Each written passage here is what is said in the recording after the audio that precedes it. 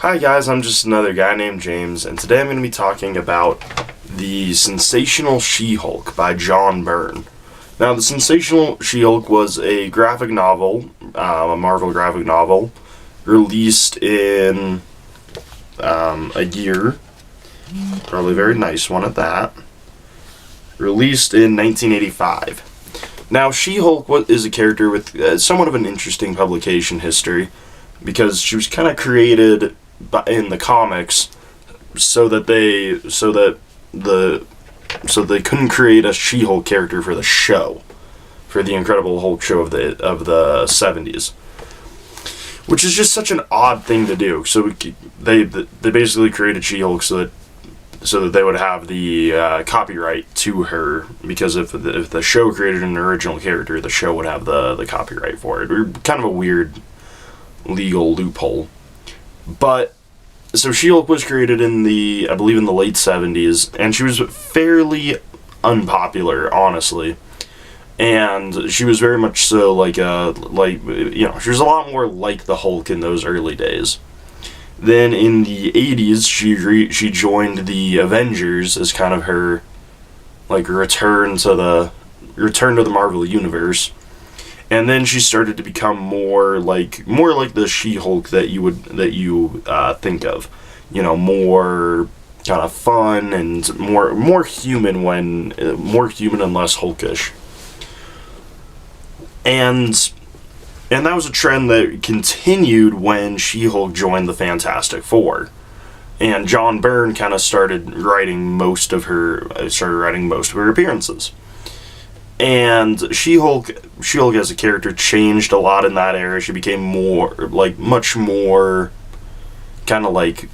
fun, much more interesting, and just kind of less brooding, less Hulkish. And it was kind of just a good and well-received change. And a lot of that change was done by John Byrne. And so in 1985, John Byrne wrote and drew the Marvel graphic novel She-Hulk, or the Sensational She Hulk. And there's kind of a lot that just sort of happens in this story. The artwork being done by John Byrne is really good, naturally. He's a good artist. But there's a lot going on. There's a lot of a lot of characters that they kind of just throw at you. Like this guy, Wyatt Wingfoot. I didn't know this until I did a little bit of research. He's an old Fantastic Four character, an old friend of Johnny Storm's, who She-Hulk was dating in the Fantastic Four comics of the time, which is just such an interesting thing to include in this graphic novel. And and there's all sorts of just niche little references like that. S.H.I.E.L.D. plays a big role in this. So a lot of the agents that you would know are there, like Dum Dum Dugan and Nick Fury and a few other characters, I believe, that might have been pre-existing. I don't think there are any other pre-existing characters. But this is just a pretty solid Marvel Universe graphic novel. And honestly, I do think I'm ready to just hop straight into our story, which today opens on Nick Fury, who is chewing out his superiors, saying, "I don't care what you say. This whole deal stinks." "Your objection has been noted, Colonel. As has your attitude. Surely we don't have to remind you that this organization has an obligation to protect the American people." "Don't wave the flag at me, fella. I was busting my butt for Uncle Sam when you and your pals were still getting your lunch through a tube in your tummy. And the last I heard, we saw a constitution in this country, and that guarantees a whole bunch of rights to every single citizen, even if they happen to be 7 foot tall and green." "No one is debating that fact, Fury, but the fact remains that the so-called She-Hulk is in some way related to the original Hulk himself. And we all know what happened to him." "Yeah, but I also know Reed Richards. And I'll bet you he didn't invite the She-Hulk to become a member of the Fantastic Four without checking her out real close. The FF have gone toe-to-toe with the Hulk enough times that they wouldn't want the She-Hulk in their group. if there's any chance of her turning nasty. Nevertheless, Fury, as much as as we respect the credentials of Mr. Fantastic, S.H.I.E.L.D. has a clear duty in this situation. Yeah, well, I'm still executive director of this little social club. Maybe I'll just put the kibosh on this project before it even gets started. You can't do that, Nick. You know you can't. These orders come directly from the Commander-in-Chief himself. Well, there ain't a whole bunch I can do about that. But there is something I can do. S.H.I.E.L.D. owes me about 1 million vacation days. And as of right now, I'm taking them. We then cut away to the She-Hulk, who is standing in her apartment when her boyfriend, Wyatt Wingfoot, drops by to check up on her, so the two can go on a date to a theater show. But for now, we cut away to Dum Dum Dugan, who is filling in for Nick Fury as he's on vacation, and is awaiting confirmation of S.H.I.E.L.D.'s orders, and upon receiving confirmation, Dugan announces that their strike will begin in 20 minutes. Back in She-Hulk's apartment, we see She-Hulk and Wyatt get dressed up to go out on the town, and they head to the theater. But before they arrive, a group of mandroids, they're like the big S.H.I.E.L.D. robots, pull up and they try to arrest She-Hulk, although they notably do not have a warrant. So She-Hulk starts throwing down with the mandroids, but they go for some heavy weapons usage, and She-Hulk is able to keep the fight going fairly easily, and even winning on the ground until one of the mandroids call for a full quadrant transportation, which causes She-Hulk, Wyatt, and a bunch of civilians to get teleported up into the helicarrier, and everyone is surrounded by S.H.I.E.L.D. agents. But She-Hulk tosses a mandroid at the agents before she goes busting out of the teleporter room into a maintenance tunnel. We then see one of the civilians wander off into the helicarrier, separate from everyone else, with a malevolent glimmer in his eye. We then see She-Hulk and Wyatt reach the deck of the carrier, which is when they realize that they are truly trapped, as they're way up in the sky, and they're once again surrounded by agents. The seeming leader of the group orders She-Hulk to strip by threatening to kill Wyatt if she doesn't, so she begins to put on her birthday suit. We then see Dum Dum Dugan roll up, and he is absolutely mortified at the sight of She-Hulk in the nude, and he demands an explanation. And Dooley explains, and Dooley, the agent who was seemed to be in charge, explains that all the prisoners must be strip searched. To which an outraged Dugan responds, "Prisoners should only have that done in private and by a member of the same sex." And Dugan then confines Dooley to his quarters. Then he has She-Hulk given a smock, and the two speak, as Dugan explains that S.H.I.E.L.D. wants to run some tests on She-Hulk. But Dugan quickly receives a call that informs him that he's being repositioned to Washington, and Dooley is taken over for him. So Dooley once again makes She-Hulk strip down and has a battery of tests run on her. After 6 hours of testing, She-Hulk is brought into the cell block and thrown in with Wyatt, and she is given 2 hours until she is going to be tested on again.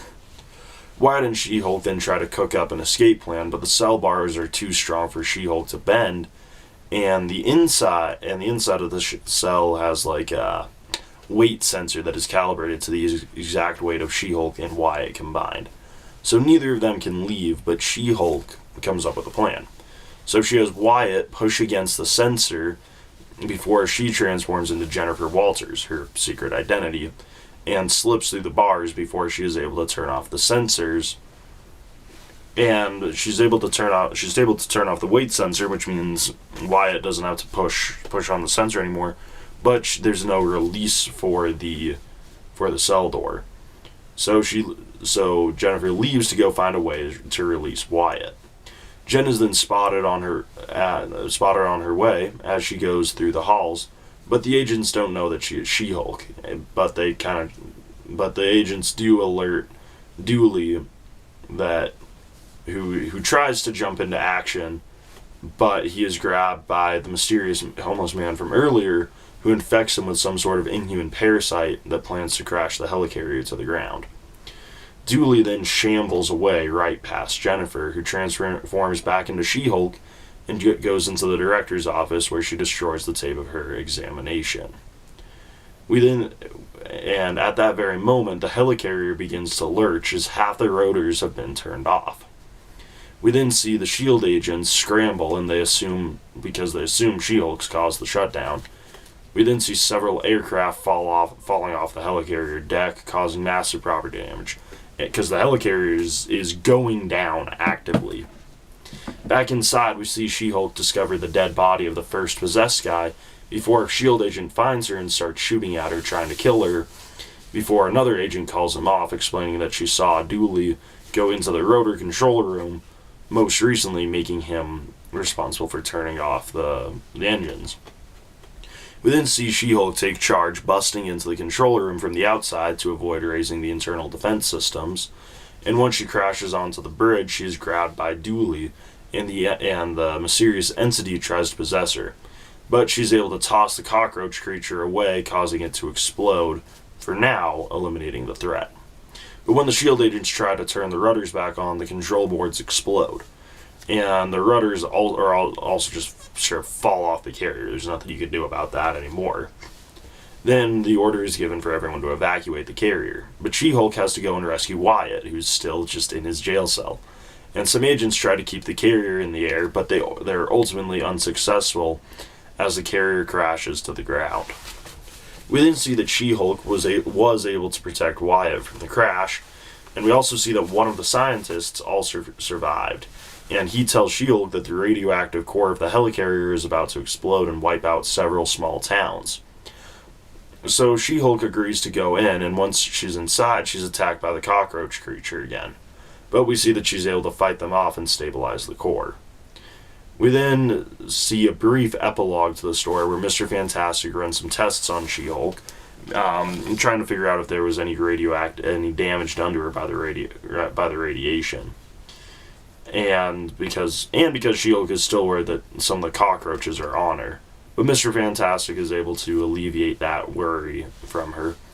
But Mr. Fantastic also has to be the one to tell her that the radiation made her lose the ability that she once had to switch between being Jennifer Walters and She-Hulk. And a fact that does not seem to faze She-Hulk at all. And for now, that is where our story ends.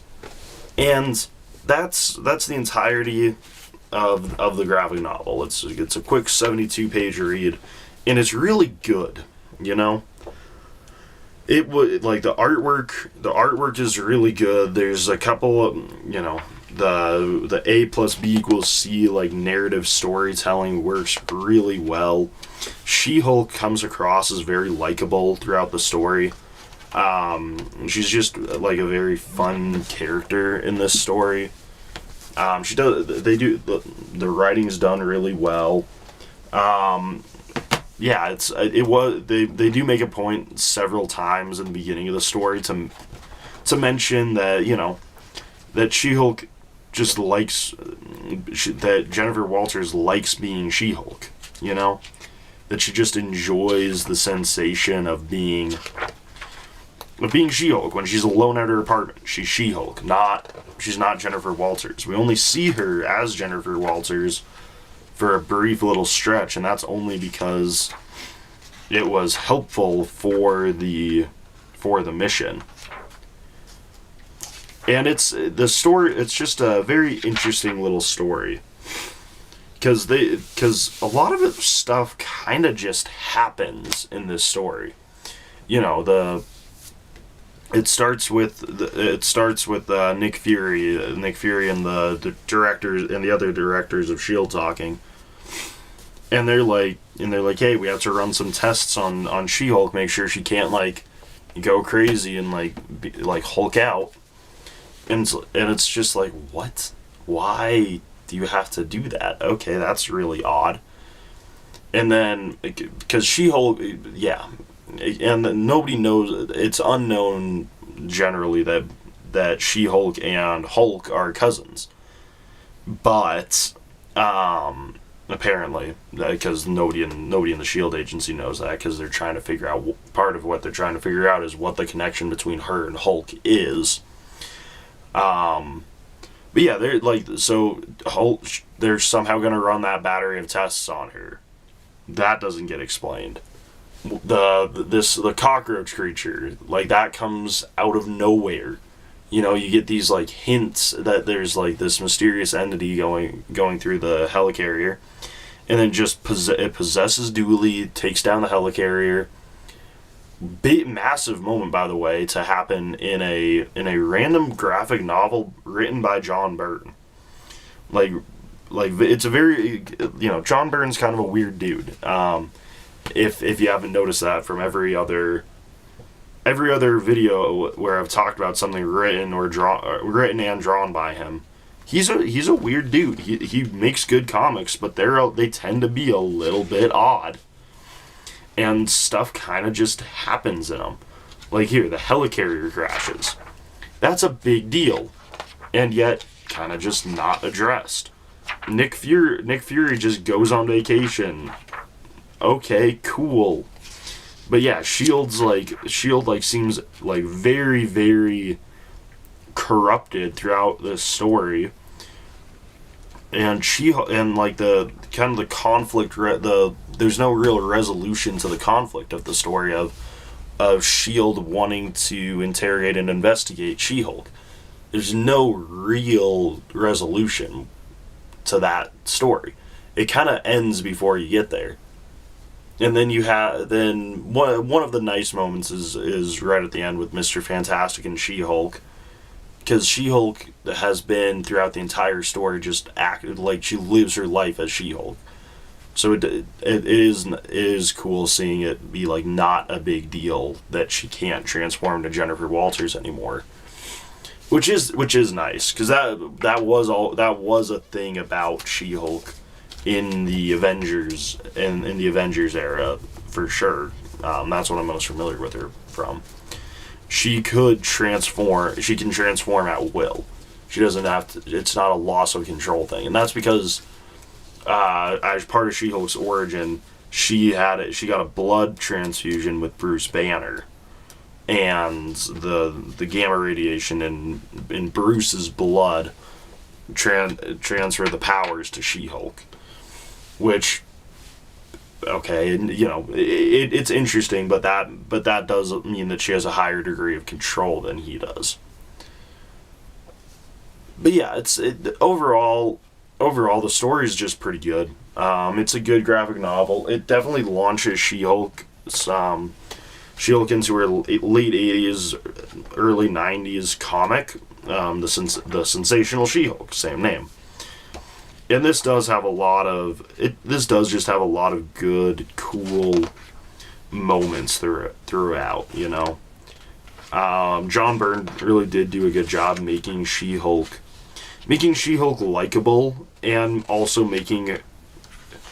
not making her feel too invincible for the story to not be interesting, but also without like cheapening the character to be like weaker than would be expected.